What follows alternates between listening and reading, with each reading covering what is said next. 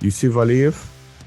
Welcome to the podcast, the founder and the frontman, the only man, from what I understand, of very interesting black metal project, Efruhiten. And I don't know how to pronounce it. You finally gonna put an end to this, me trying to say it correctly, and you're gonna say how you actually supposed to say.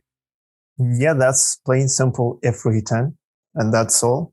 With the the accent on the the last one.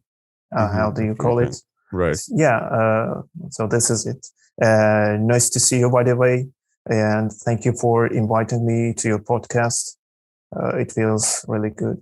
Of course, yeah, great to have you. And what does Efruhiten stand for? What does it mean?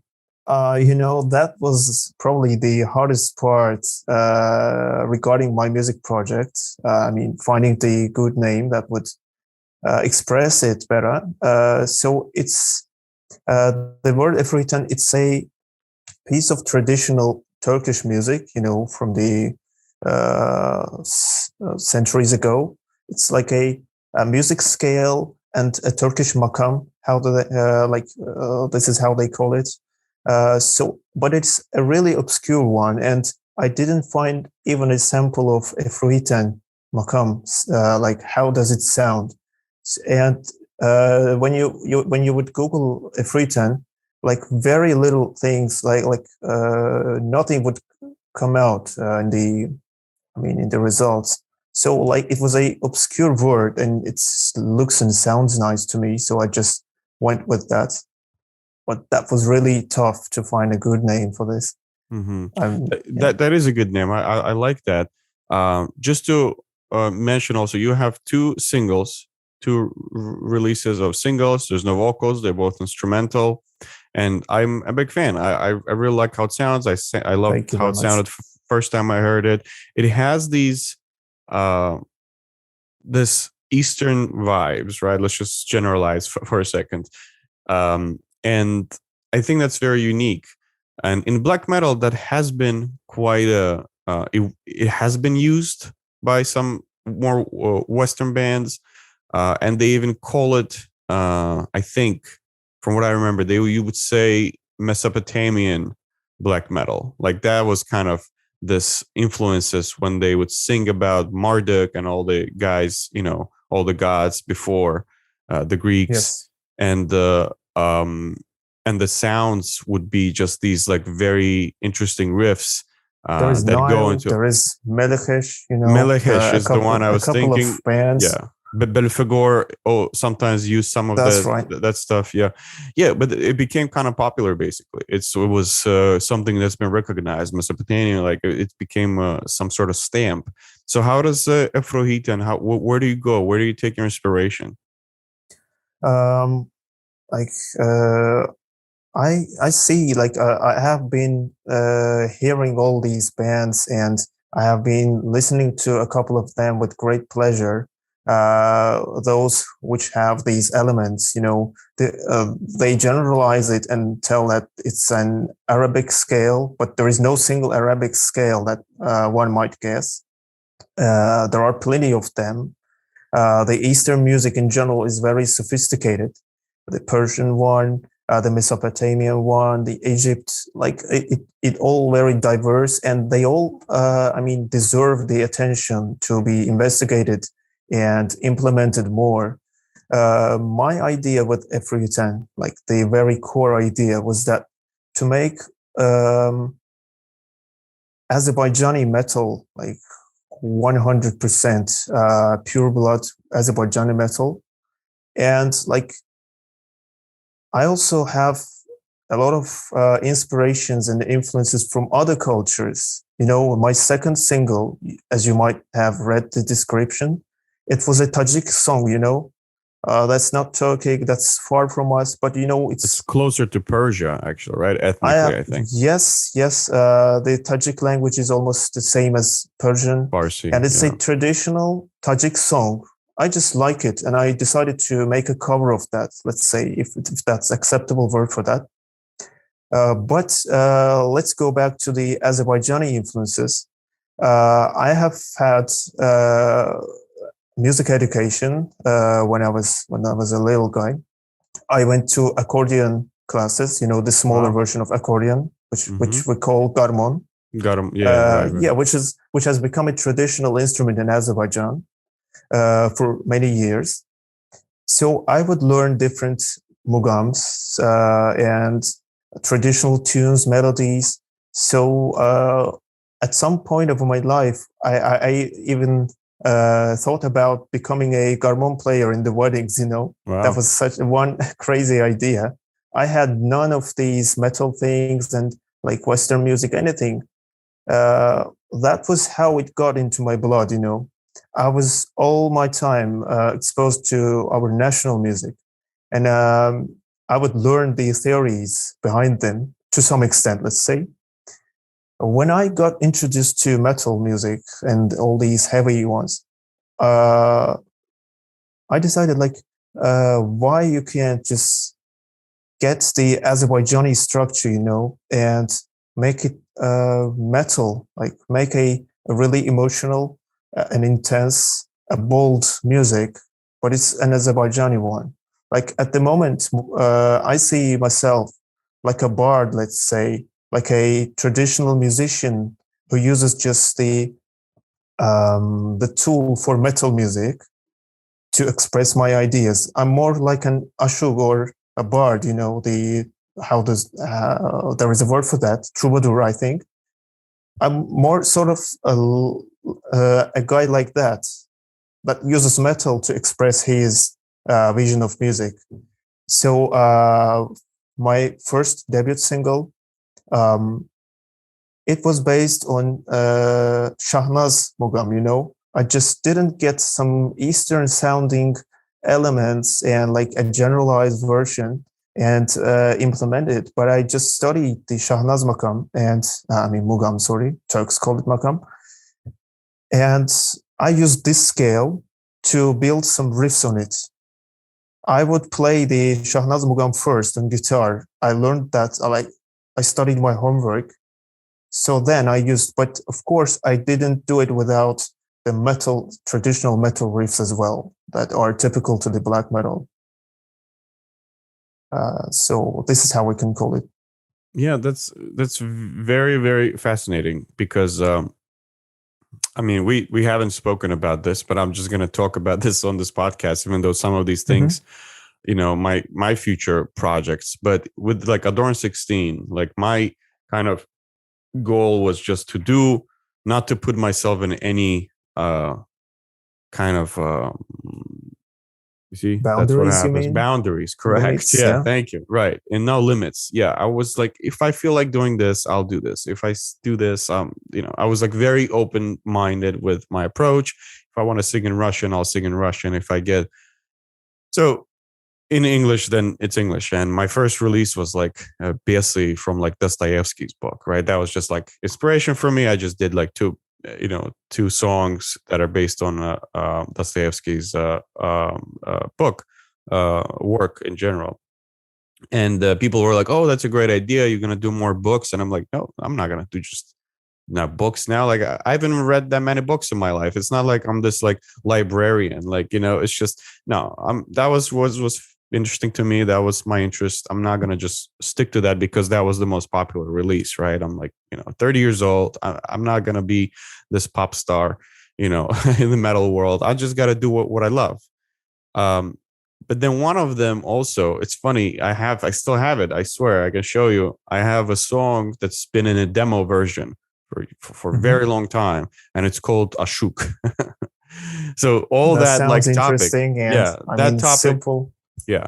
But I haven't studied Mugham, or I don't have a musical education or this very deep grasp um of like our music. Really, I don't understand it.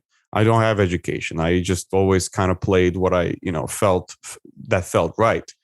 um so it's interesting that there is somebody who actually understands it and does it, but with deeper knowledge than me.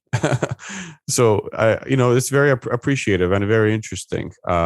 That's all. That's all. I would say. I even was always thinking that visiting, and I did some homework on that, but I always had interest visiting Koroglu world, like a Mhm. mythology surrounding him, and because he's known in Turkey as well, they just call him Yes. differently. In all the Turkic countries, he exists in one form or another.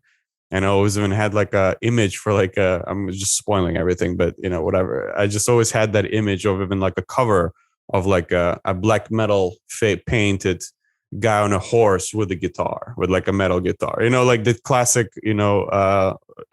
image, the picture of Koroglu on a horse with a tar or saz, whatever he was holding there. Yes, uh, because why not? I mean, why not? And like based on what you said previously, I think personally, like that's just my view. I think that good art has to be like should be to some extent eclectic one. You should get inspirations from very different fields and fields of art. I mean, you might get inspired by a book, by your own ethnic, roots, mythology, or modern life problems. Personally, I'm staying out of this. I mean, the modern life related things. I just want Efruhiten to be a timeless music and relevant in any time, in any situation. So it deals with timeless concepts, although it doesn't have any lyrics. it's It's more purely, transcending, yeah. yeah. That's what I'm trying to say. And and I'm not saying that whoever uses these kind of elements has to have this knowledge. Like the world of art is totally free. Like everyone is free to do anything they want in their music, in their art. And you might use these influences. This is my approach. I want to study it properly. I want to just make an Azerbaijani traditional music, but with electric guitar, bass guitar, and drums. The traditional metal instruments. This is my approach, and in the future, I might change that direction and just go in a different one. So this is it. Like I'm trying to express myself and the idea behind my project. No, Yeah, absolutely. It's this is what I'm saying. it, it sounds great. Of course, I mean, I understand that you're not like being judgy or whatever. You're right. Everyone has their approach, but I'm just kind of like happy that someone. I'll explain it just a tad deeper. Since I was in the nails, I was like 18, 19. In my head, and the guys would probably remember. I was like, we need like a Mugham guy in our band. Like literally, I was like, I want love like to make it that. I just always had interest in that because what I saw was that all our metal guys from back in the days, all their influence and all what they were trying to do, they were trying to become like Western music, right? And the thing is that Western music is already so advanced in the West. There's so many bands already, so many steps ahead of us. We had to do something else to stand out instead of trying to be, hey, the next Slipknot. It's just like, come on, like there's already Slipknot one. By the time we get anywhere closer there's going to be a new trend in the West already. It's just not, I don't think this is our kind of field, or this is how we're going to get famous. Even Aras Humbatli, who was on my podcast, he was talking about this. He was like, there's never going to be rock in Azerbaijan. Like really, like a famous rocker who is famous everywhere in the world. We only can have underground, or we do something very unique, something that deals with our music or something our ethnical music mix, some sort of fusion that might get popular. Like that's the only ways. We're never gonna have like a rock scene where we have rockers and this, and rock scene is kind of dead everywhere now, but we're definitely never gonna have it in Azerbaijan. But since I was 19, I was always thinking that in black metal, which is underground, we would have like kind of stood out more if we just started putting these, like, I don't know, like the singing, all the maybe more traditional instruments. I just had no idea, no clue how to execute it, because back then, maybe it's easier now, but none of those guys would have been anywhere close to like a metal thing. Nobody knew. There was nobody who played taught or saz or had any understanding of this kind of music who would have appreciated any kind of metal. So And it was those like who impossible. probably, yeah, I think that those who probably played that kind of traditional music were totally out of this heavy music stuff. Exactly, exactly. And That's what I'm saying. Yeah, there was no way that these two worlds could get together. Like I'm talking about back in exactly. those days, Yeah, and the resources were limited. I can imagine those times because just a little later than that, when I got into heavy music in metal, essentially in 2013, more into it in 2014. I also had these ideas, but I didn't have any instruments and the right tools to implement it, to just make it real. So I had to put these on my ideas on a hiatus for maybe 7, 8 years, and only now, I mean, beginning from 2020, I have been able to just put this work out. I can imagine the ideas and the times that you lived through in those times. So that's pretty natural, I think. yeah. It literally felt like an impossible. Like I never even brought up. Let's try to find someone. When I talked about it, by everyone who I talked to, it was it was the understanding was, well, yeah, but you can never find a person like that. Like we never even tried because it just sounded impossible to do. As you said, like, yeah, everybody who was playing those instruments, they had no idea metal probably existed. Like we dealt with some situations where, we would go to like clubs to make this arrangements, and they, like we were afraid that people are gonna kick us out once they hear what we're playing. Like it was always that kind of risk. Like, hey, okay, I want to make sure you understand what we're doing here, which is not a big deal, but for our people, it was like insanity. And and especially we had very bad rep with all the hand wrist cutting Yop the Porcha band. I don't know if you've heard, I think, about all that. And so there was all that stuff surrounding, and in Azerbaijan, that just sounds like a insane endeavor. Period. Um, Question is, why you don't have any vocals, and what do you think about vocals and like kind of the importance of lyrics? And tell me a little bit about that. What you think? I was expecting a question of that sort, honestly. And, you know, I have been listening to metal for many years now.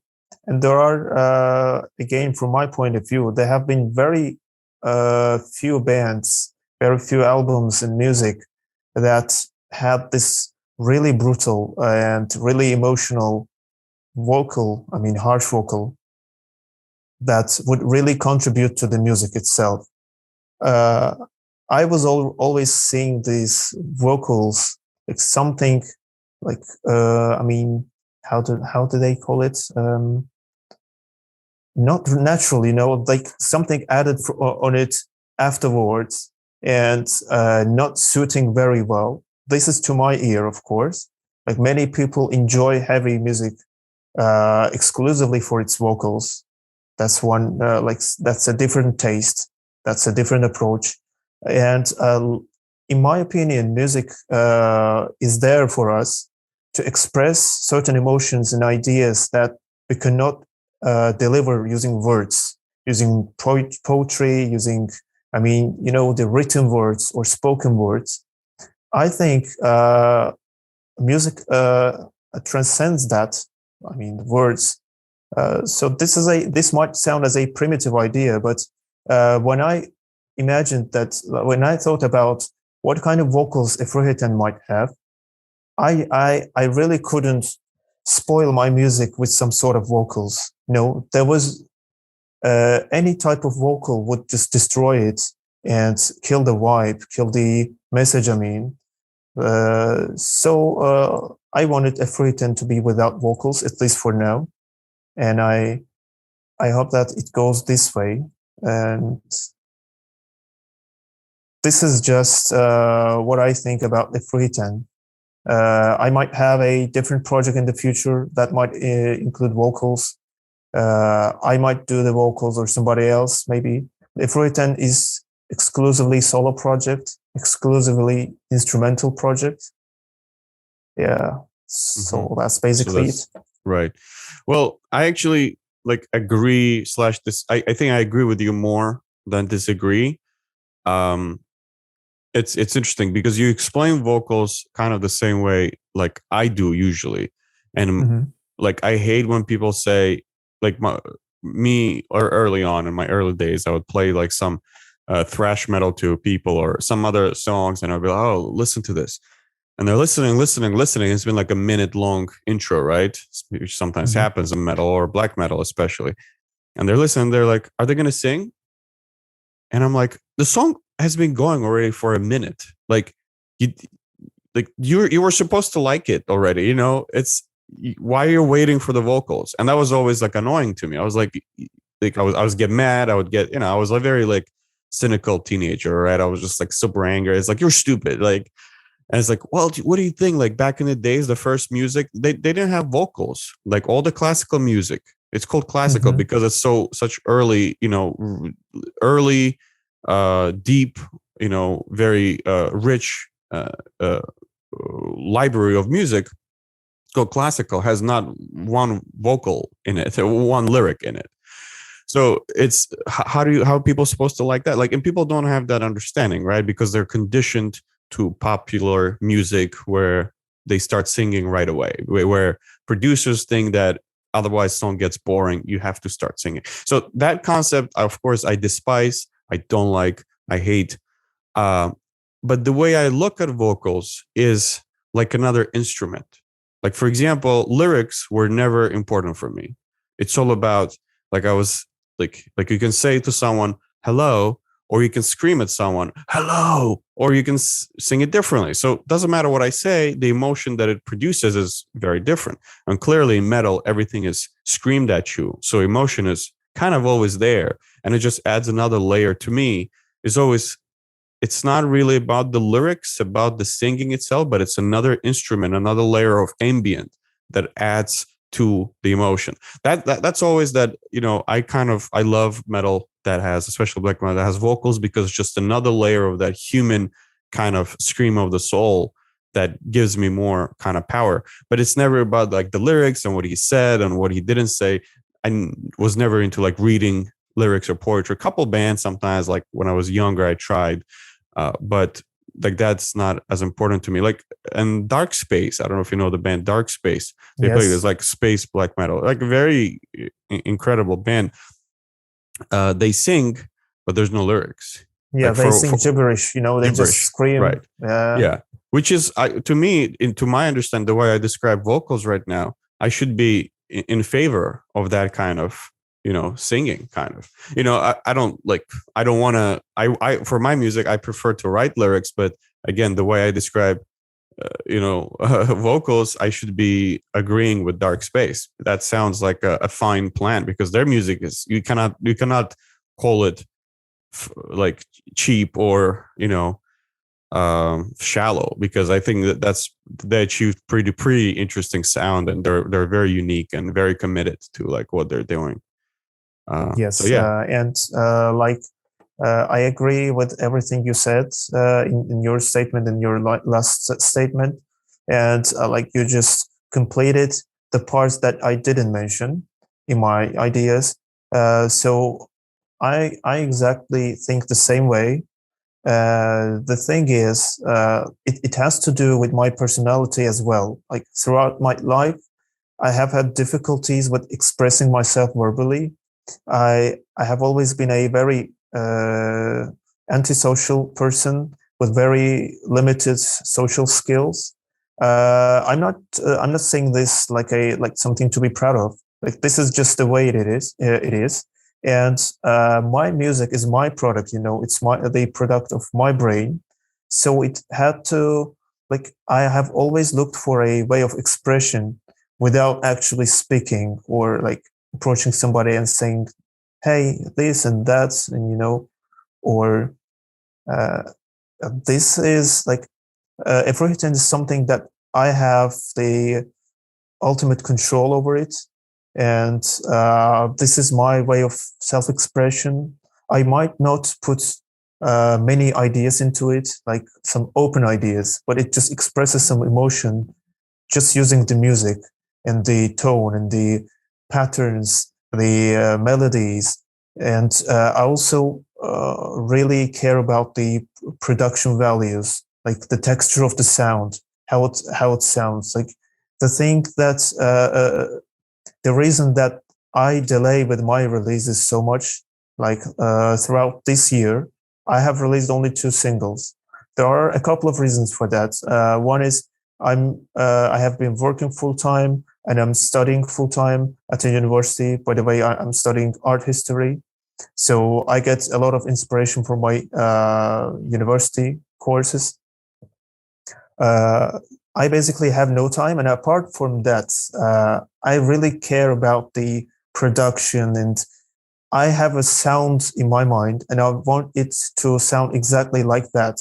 I don't want it to be extremely lo-fi, but nothing discernible, where you can tell out one instrument from another, or like super polished one. Actually, I would prefer the first one to second, but I just get the median, right in the middle. Everything sounds fine, but it's not super tight, super. There is a factor of human, Right. the For drums sure. might be the drums or guitars might be sloppy at times, but it's a human product. It's not a machine. It's not a drum machine. It's not a Absolutely. guitar machine. And also, just one final thing. I agree with that. Dark Space has really good multi-layered vocals that really suit the atmosphere. It's just me that I could not find a good way of using vocals in my music, so I just crossed this out. Yeah, it's totally a valid argument. I just wanted to get more deeper in it, and that's great for you. Like this kind of, like that way, that approach speaks to you the most, and that's what matters. And you stay true to your music. You don't feel like pressure that I need vocals, which is a big decision, right? Like so many people, they see instrumental, they're like, like that happens. So it's a big risk on your end, you know, risk. I mean, whatever you making metal music, that's risky enough. It's like, but you just do what you like, and that's great. I totally respect that. Um, so I want to get a little more deeper into like who you are. We just jumped on like music aspect, but like tell me. So you're from Azerbaijan. Like where'd you grow up? Where are you from in Azerbaijan? From Baku? Which part of Baku? Did you go to school there? When did you immigrate to Turkey? Like tell me a little bit about that if you don't mind. Yeah, I will tell about the essentials, just not very detailed one, but Sure. yeah, I was born in Baku, and I grew up to till I think till I was 4. Then I traveled through lots of different cities of Azerbaijan. I mean, that was related to my father's job. So naturally, I didn't have an environment, a group of friends, or like where I would feel that I belong to here in sense of a city of a town.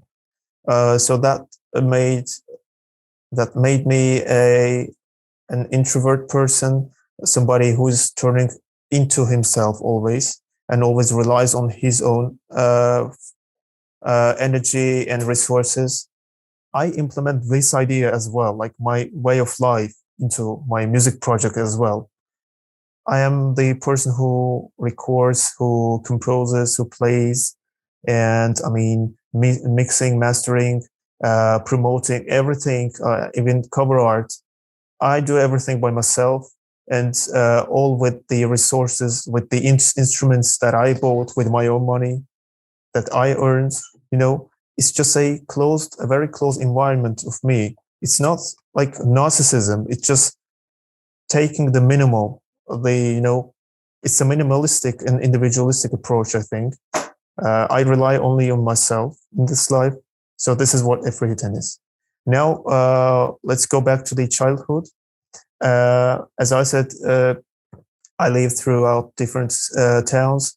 Uh, in my middle school, I studied, as I said, music, traditional music, and By the way, I skipped this part. Even when I didn't know how to write, my mother would play me piano, and she would teach me notes and the musical concepts, of course, on a very primitive, basic level. But I have been always with the, the bass clef, the, how do they call different notes, the lines for the notes. I have been in and out of this all my life. That was my like first alphabet, let's say, and I'm not exaggerating this. Uh, so this was like my way of thinking throughout my childhood and my teenagehood, and finally into my adulthood. Uh, yeah, I think in a music way, like I think in a way of some creating something. This is the approach. This is how my mind works, and again, I'm just moving too much from this, CV thing, and like I studied university in Baku.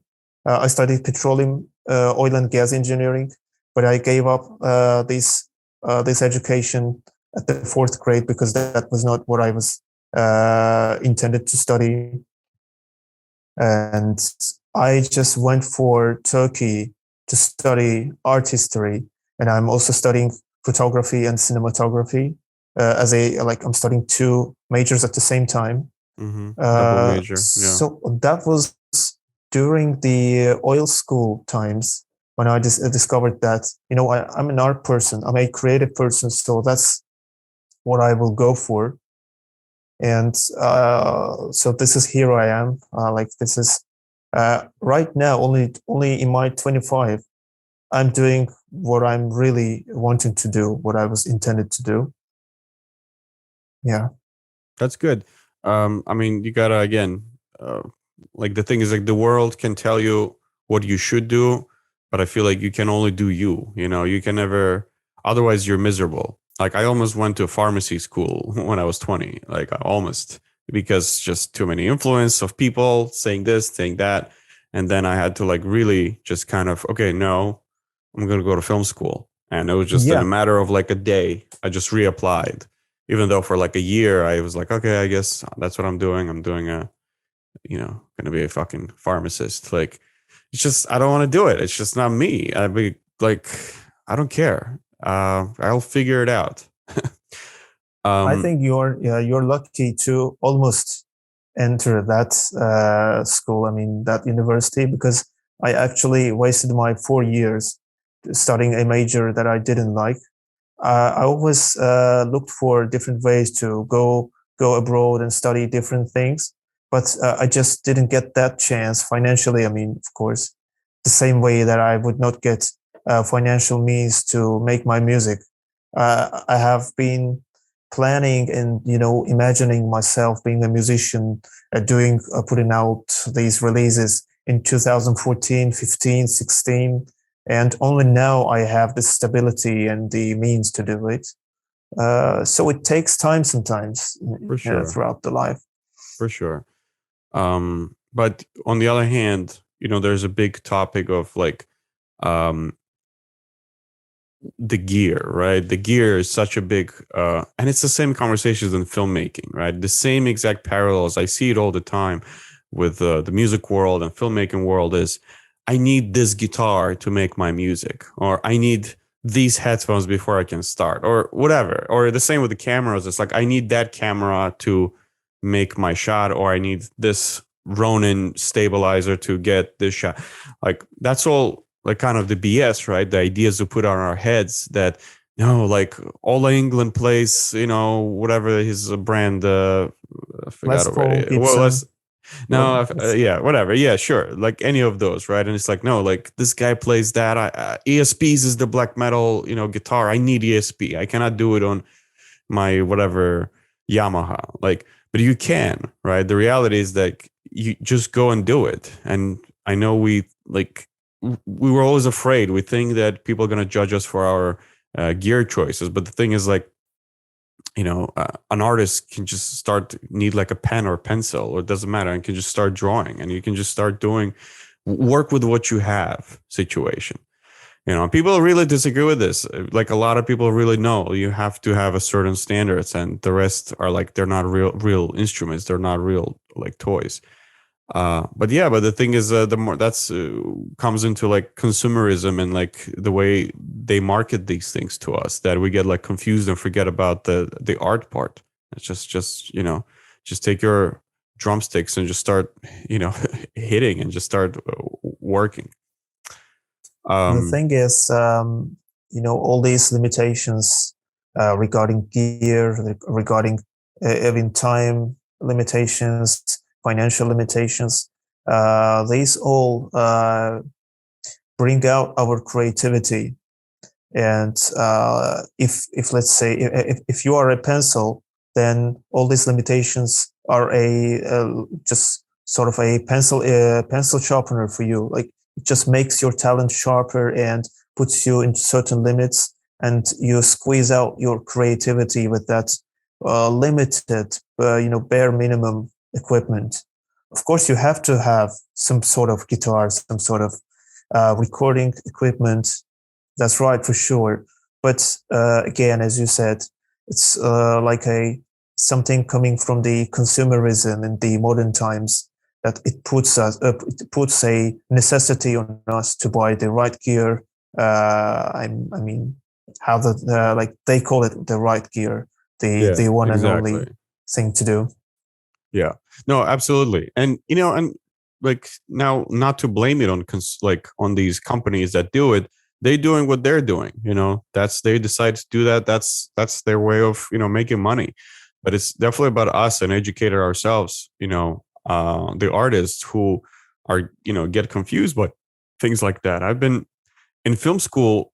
Like, there's just so much gear, and I think it's just way more. It's way more stuff in like cinematography world and film world than even in guitars. Though guitars have like a lot, right? Well, I guess there's many other instruments, so it might be equal. But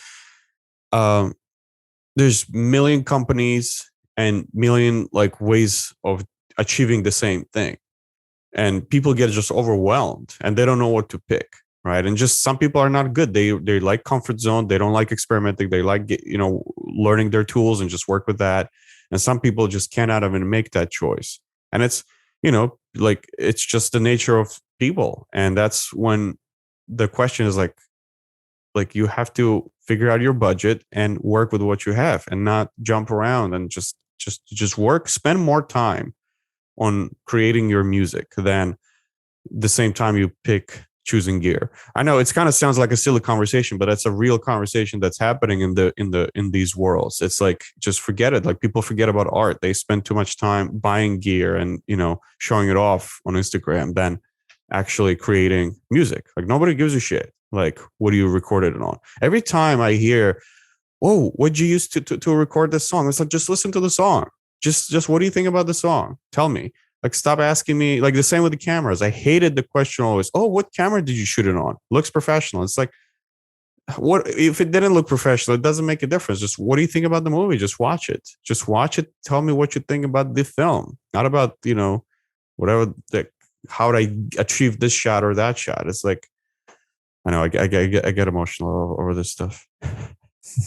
I see where you're coming from, and in fact, I'm really happy to hear this, because that was one thing that I was thinking about before we started this podcast. That I hope that we don't go into the technical stuff and regarding the equipment, because it really, in my opinion, it takes away the magic from the music and from the whole the whole thing. I don't like talking about such things. I like, one thing to tell is that I have the bare minimum equipment. I mean, the absolutely minimum necessary equipment to record and put out my music. And that's all that matters to me. I don't even wish to change my guitar or change my amp. I don't wish to buy a better microphone. In fact, I don't have any microphone. I'm using an interface. I'm recording right into the computer. I thought that I don't need a microphone. Why should I go for a microphone? Somebody might need a microphone to do what they are doing. and I really understand that. That's correct for them, and I'm happy that we are not talking. We are not doing the gear wanking here. No, I don't care about that stuff. I really don't. I mean, sometimes for just listen, we can talk about it if I want to find out something. I'm curious, genuinely curious, but definitely the music and the art comes first. I have another argument to make, and this might, annoy people, or, but like, and it's very there's a paradox in it. But I've met a lot of people who know how to draw really, really well, or I met people who know how to use camera outstandingly, right? They can make things look really, really pretty. They know how light works. They know how to make something look good. Or of course, I've seen many guitar shredders, like people who just shred the guitar to, until it like smoke starts coming out. They're so good at it. But the more you spend time with these people, the more you talk to them, you realize they don't have much to say. And they kind of do it just to do it. Like, not art is not what like motivates them. It's not their engine.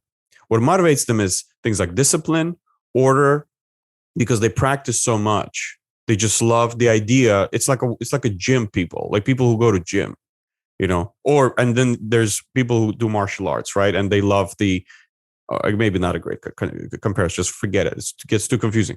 So, but like it feels like people who go to gym, they just practice every day 2 hours, and they love the way they play. They enjoy the fact that they can play complex things. That's their satisfaction, not something to say artistry slash like, and it really comes to conversation. What is art, right? And I'm gonna ask you what you think art is. But I always thought like there's some people who have not much to say, but they're very good craftsmanship people. They know their craft, but I don't think they're artists. Again, this is a stretch. This is a bit of like you can say a controversial thing to say, but that's just been my experience. And I'm not saying I'm this artist and this like smart guy. I'm not saying it's bad or good. I think it's interesting. It's an observation. It's not a criticism.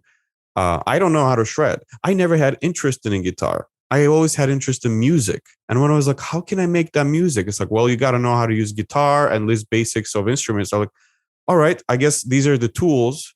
I have to kind of learn how to know how to do it. But I never fell in love with the guitar. I don't have this respect for guitar. I don't have this like, oh my God, like, I don't care for these things. I really don't. Guitar, I can throw it away and break it. Like, it doesn't mean anything to me. It's almost like a thing I have to learn. It's almost in my way. It's almost like an obstacle that, I have to know how to use guitar to create music. But music, my favorite moment is when it all comes together, when I layer everything in and it kind of starts playing and working. I'm like, oh my God, that's great. And I feel the same about cameras, all that crap. I don't like cameras. I have to kind of like them because they're tools I use to do this. And I have to learn how to use it. But I don't care about cameras. I wish cameras weren't, the thing. I wish, I don't know, we made movies some other way. I don't know if I'm getting my thought across, but. No, I have a great example regarding what you're saying. I think you're going to like it. Mm-hmm. I have been doing photography for, let's say, since 2015, and I have been doing it professionally and just like a passion, a way of living, like just with different purposes. For some time I made money off it, but my main interest has been the film photography. The analog ones that you use, 35mm films, medium format films. I still have a small collection of film cameras, and the photography that I did is 95% film, was made on film, let's say. And I like the idea of not being perfect, the imperfection. There is a beauty in imperfection, it has the grain, you zoom, even without zooming, you see that film photographs have a good amount of grain. They have the scratches from the processing of film. Sometimes you get a light leak. Sometimes something is slightly out of focus, and This is what I think about music as well. Why people like the black metal aesthetics, that is in its nature, it's a lo-fi, with minimal equipment. Many of them were recorded on tape recorders, fourth track recorders, and people like this essence. Like there is a soul, but it's done in a minimal way. It's done without this perfecting things.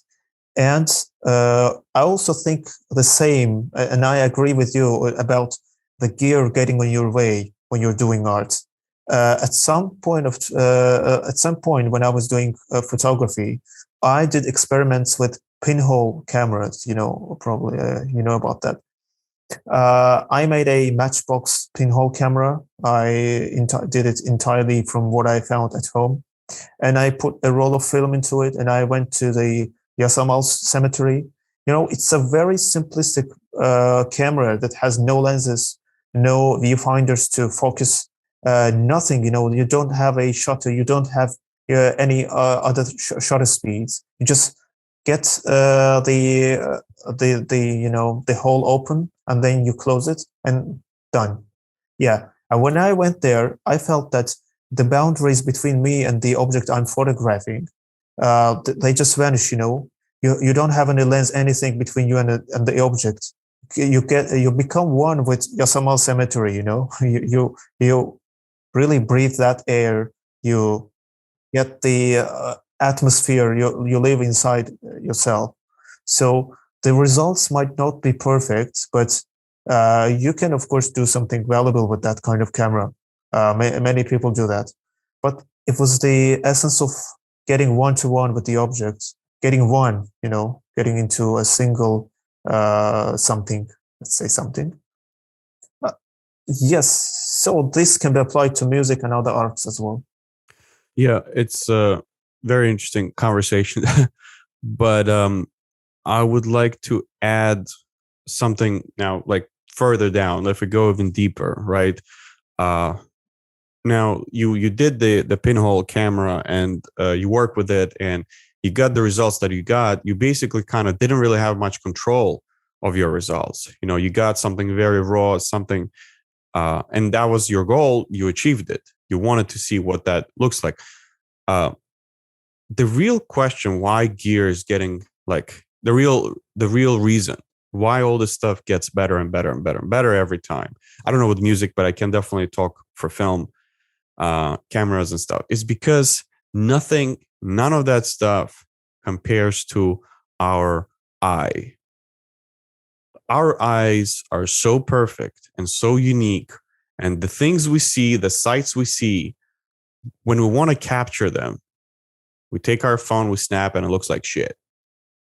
Or it's half decent, or it's okay. That was pretty good. But seeing it in person, right? Nothing compares to that. Like David Lynch, I think it was David Lynch who like famously said, like, I hate like home videos.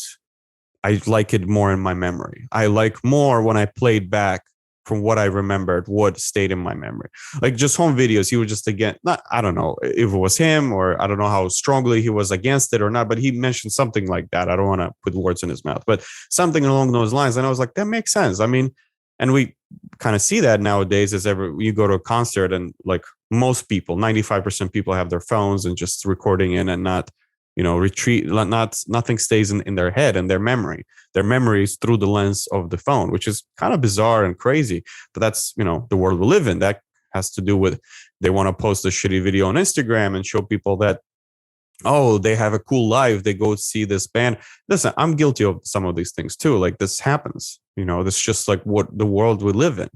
And, that's a whole nother conversation. But this idea of capturing what you see with your eyes, the beautiful sights, you want to capture and put it somewhere, right? Without too many details. When I had some psychedelic experiences in my life, I finally understood Pink Floyd. For the first time ever in my life, I was like, oh, wow, there's no way these guys didn't know what the fuck is going on. And to me, they were able to capture that unique feeling, this weird tear between this world and this other world. They were able to capture it. And I saw some artists who like draw, like painters, famous painters. I was like, oh, this is like this guy or that guy. I get it now. They were trying to capture certain things that they have seen, and they try to put it on the canvas. But no matter how great Pink Floyd is, no matter how great this or that painter is, nothing still compares to the real life experience when you get it, when you feel it. So, and we've been trying to attempt, and we think that gear, which might be the right answer, the gear sometimes might be the right, kind of tool. It's like, oh, there's a better tool that can help me more to get my vision to really capture it better. And that's really this constant race to people want kind of more stuff to capture. So there's some, I'm kind of I played against our argument myself, for more gear, but there's both sides of our arguments, I guess. It's that makes sense too to me, that idea. Yes. I really see a point in that. And, of course, nobody is against some good gear. If I had some spare money, I would probably invest it into better gear if I didn't have any other crucial things to buy. But the thing is that the tool has to serve the mind of the art creator, the artist. And you have to be like, when you are using a camera or playing a guitar, it has to be the medium of your ideas. It doesn't have to. It shouldn't control your. Your ideas. You shouldn't be. I think I don't find. I would not find a better word for that. Let's just keep it aside. And from another from another point of view, I think there is imperfection and limitation in the nature of art. The photograph might not be as perfect as the greens of the leaves, the blueness of the sea. You can capture some aspect of it, just some part of the entire beauty of it. But they think that this is what is fascinating about art, that you can just relieve this, you experience some emotion or enjoy the beauty and put out your comment under this. It's like you watch a video, you're impressed, you put a nice comment under it, and people like it. But this is similar to that one. Nobody asks artists to reproduce the exact way how a tree looks, how a human face looks. It has been done by hyper-realists. It has been done in the better days of photography. Nobody asks us for that. And I think you asked about what is art. Of course, we might not have enough time to discuss properly and get a final verdict, but art is, I think, there is an intent of putting something from yourself, That's what puts a boundary between arts and crafts. Like, you just don't repeat what has been put out before or what has been created or what exists around you. You just take it as a mortal human. You relive it. You put your own interpretation, and you put something nice, something different into the world. This is what I think about art, just to get the basic idea. Yeah. Well, I agree with you.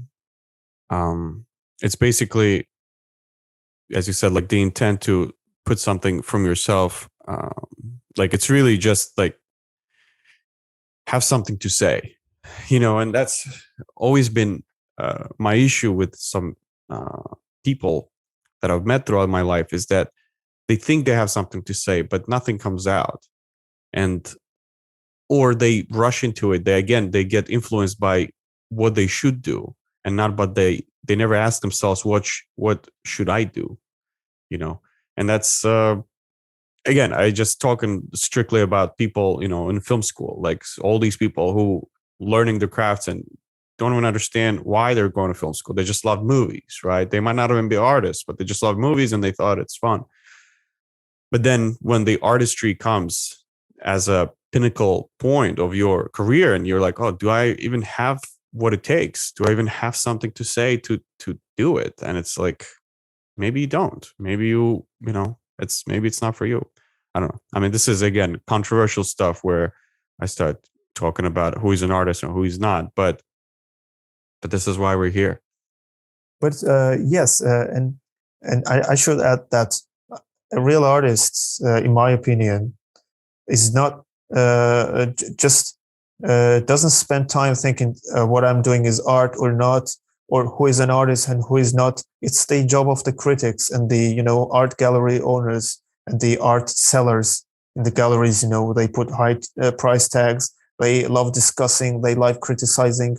The artist just does his or her thing, and he or she is so busy with producing ideas and implementing it to real life that there is just no time and energy for that. I agree. I never sit back and I lie in my bed and think that is what I'm doing real, true black metal or not? Yeah, for sure. Is this more folk metal or black metal? Is this maybe just a heavy metal? To add to that, you got to like where I've seen this happen the most, and that's a trap. A lot of people do it is they start thinking about their style, and it happens in filmmaking 100%. Like people start thinking, okay, so what is my style? What am I close to? What am I, I got to do this more like Tarantino. I got to do this more like Coen Brothers. And that's a big, big, big trap because you don't determine your style. You cannot manufacture a style. You cannot manufacture art. You can only do what you know. You can only do what comes out of you. And if it's not as creative as Tarantino, you're just not Tarantino. That's it. It's like you cannot replicate the style. That's why I actually have a lot of problems with Todd Phillips's work, like the all beloved Joker that came out. It's not his. I don't think Todd Phillips has much to say. I think Joker is a very well crafted movie. It's almost perfect, but I don't think it's transcending movie. I don't think it's that good because if you watch Todd Phillips's work, he copies the New Hollywood 70s Martin Scorsese, like War Dogs is basically Martin Scorsese movie. And that's it. He can only do what they would call a simulacra. Like he only like simulates and trying to like recreate something because he loves it so much, but he doesn't have anything but paying homage. And that's just a little shallow. And that's it. That's like you cannot like manufacture it. Like you can only do you, and then let critics decide what your style is. And if it's not the most creative, original thing in the world, that's just okay. That's who you are, man. Like you cannot lie to this. And people are very afraid of that. People are scared of idea that they're not special, and it's okay. And what is special anyway? Even that word has so much like weight now, right? Oh, you're special, you're not. Like that's even not a right thing to say. You're different. How about that? And one different is more popular than the other different. And that's it. Yes, of course, we are not inventing anything new in the art world, in the music world specifically talking about. And we always just improve or modify the elements that everything that has been done before. There is a saying that one Turkish traditional musician, he's very famous, by the way, in Turkey. He's called Neşet Ertaş. I'm really fond of his music. He's playing baglama and he has his own songs, let's say türkü. And, he says that the bards, the ashuks, are the continuation of each other. Like he was once asked that, why you always play and sing the songs, the türküs that have been performed before by other ashuks? And he said that we are a continuation of each other. We are a let's say array of ashuks. We are the same. If they have said something perfect before me, it's just my honor to take it and just play it in my way, and that's also fine. I'm writing my own songs under the hood of Efruhiten, but I'm also open to taking just beautiful music, traditional music, and making it a nice black metal rapping to introduce it to heavy music world, to the listeners of heavy music, so that they get the joy of listening to folk music, but in the way that they like, and also in the way that I like. When I listen to a good baglama sequence, I imagine that this would sound so perfect with a double bass drum or with a distorted guitar. I immediately imagine a way for that, and that's totally fine. If somebody has done something perfect, like there is no need to add or remove something from it. You just take and pay your homage. That's also totally fine. But if you're speaking about creating art, if you are telling that, yes, I'm a creator of 100% authentic art, then you should stay away of just repeating the same. The intent is the main thing in art, I think. And it's like, there is most of us know the band called Carcass. Like there is a band that replicates the exact imagery and sound of their early albums. They're really a true grindcore sound. There is a band that replicates just exact the same. The song names, the structures, the sound, everything is the same. I remember the name of Carcass, but I don't remember the name of that band. That I think that puts out the difference, like what is art, what is real music, and what is not. Yeah. Well, that was a very, in-depth and deep conversation. And I think maybe it's good time to wrap it up. Yeah. But I didn't know what to expect today. We and you never even seen each other. Well, you've seen me probably on the podcast and stuff and pictures, but I've never even had a face that's attached to Efruhiten. So this was a real pleasure. And I'm absolutely amazed with your way of thinking. I mean it. Thank you very much. Likewise. It was very interesting. It was fascinating. I think you were very good, interesting person to talk to about art, and you have stuff to say, and you're very kind of determined in what you want to do with Efruhiten, and I love it. I think you should keep doing it. And what I said, like I always thought of doing kind of what you're doing, in a way. It was always interesting to me. I never committed to it, but it was always interesting to me, or play with those ideas. But I'm happy there's somebody who really took it seriously and gonna do justice to it, because I wouldn't have been able to do it because my knowledge is not there. And I'm happy you're doing it. And I think, I'll sing your songs. You know what I mean? I'll sing the song of Efruhiten. I mean, not literally the song, but you know what I mean? Sing your name. Yes. I would love to, share it and show it to people. And you're a great example of what Week, I think, can offer and really stand out, in this world. So thank you for your time, man. This was a pleasure. Thanks a lot. It was a pleasure to me as well. Like I really enjoyed my time spent, and it was very nice to know you and to see that we share many similar ideas about the art thing and the music.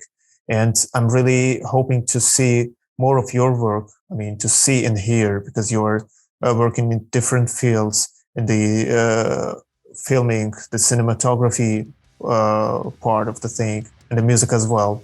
And I hope that I will see and enjoy your ideas getting into life, the ideas that you talked about. Thanks a lot for inviting again. Thanks a lot, man. Okay, take care.